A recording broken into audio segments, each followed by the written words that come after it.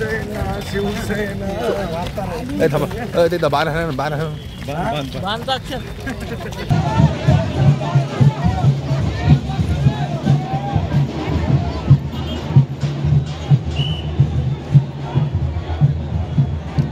पाठवून दे बांध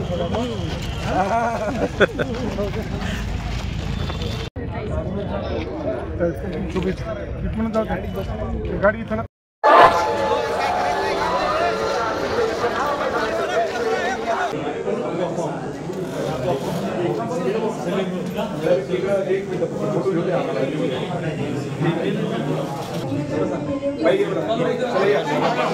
एक नाही ना एक नाही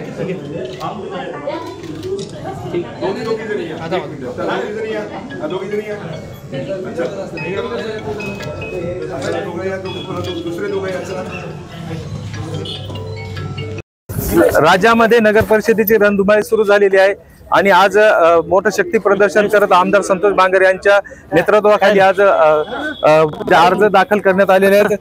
साहेब काय सांगाल, आज जे दाखल केलेले अर्ज आहेत कशी? या ठिकाणी माझ्या हिंगोली शहरातल्या माझ्या सर्व माता बहिणी, वडीलधारी मंडळी, युवा पिढीने मोठ्या संख्येने या ठिकाणी उमेदवारी अर्ज भरण्यासाठी आम्हाला आशीर्वाद रूपी दिलेला आहे. हजारोच्या संख्येने या ठिकाणी माझे सर्व हिंगोली शहरातली जनता हे फॉर्म भरण्यासाठी आलेली होती आणि ही जनता पाहताच मला वाटते की विरोधकाकडे आता काही उरलेलं नाही. येणाऱ्या 3 तारखेला विजय हा शिवसेनेचाच राहणार आहे. या ठिकाणी शहरामध्ये माजी आमदार, आमचे नेते आदरणीय भाऊराव पाटील गोरेगावकर असतील, मी असेल, आमची संपूर्ण शिवसेनेची टीम असेल, मोठ्या ताकदीने या ठिकाणी शिवसेनेचा झेंडा आम्ही फडकवणार आहोत. निश्चितच मित्र पक्षामध्ये आपली नाराजी व्यक्त केली जाते, काय? नाही, अजिबात नाही. कुठल्याही प्रकारची आमची नाराजी मित्र पक्षासोबत नाही.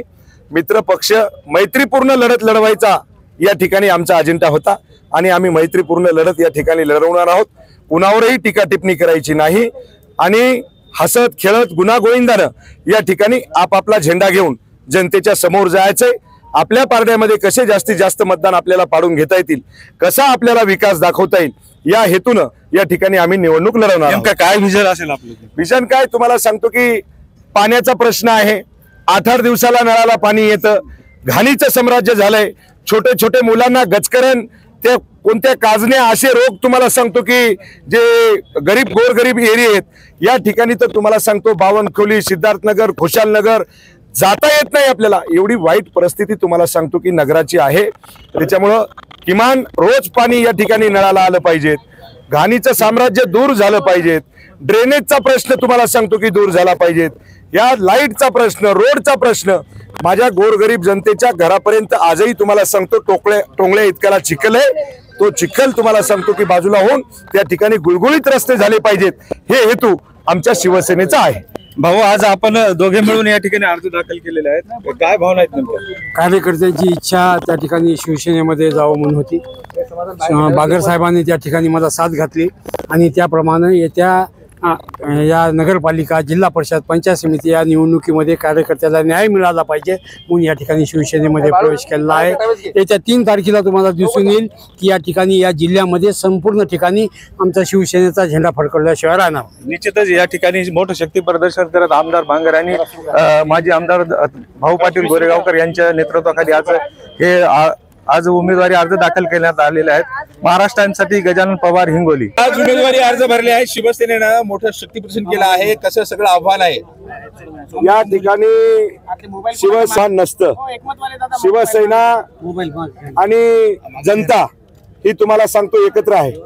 माझ्या या हिंगोली शहरातल्या माझ्या संपूर्ण शिवसैनिक आणि माझ्या सर्व मायबाप जनतेने ही निवडणूक हाती घेतलेली आहे.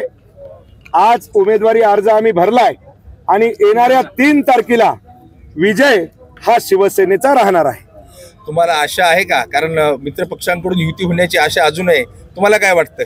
मला असं वाटतं की आशा कुणाची आहे आणि कुणाची नाही मला माहीत नाही, पण माझी जी आशा आहे ते माझे शिवसैनिक आहेत, माझे शिवसेनेचे उमेदवार आहेत आणि त्यांची आशाची पूर्णता मला वाटते की आज आम्ही फॉर्म भरून केलेली आहे. मित्र पक्षाला काय सगळ्यावर आम्ही भगवा फडकल्याशिवाय राहणार नाही ही जनतेची मागणी होती आणि जनतेची, कार्यकर्त्याची मागणी लक्षात घेऊन मी या ठिकाणी शिवसेनेमध्ये प्रवेश केलेला आहे. आता आमदार बांगरे यांना तुम्ही मदत करणार आहात शहरामध्ये, किती जागा निवडून येणार आहेत आणि विजयाचं गणित काय साधलं शहरामध्ये? विजयाचं गणित आमची तर पूर्ण अपेक्षा आहे 34च्या 34 नगरसेवक आणि नगराध्यक्ष आजच आले म्हटलं तर काही वावगं ठरणार नाही आणि म्हणून सर्वच्या सर्व जागा जिंकण्याचा आम्ही या ठिकाणी प्रयत्न करू. सर्व 34च्या 34 आणि नगराध्यक्ष आणि त्यांनी मैत्रीपूर्ण लढत जर त्यांना मैत्रीपूर्ण लढत नको वाटत असेल त्यांनी आमच्या पाठीमागं यावं.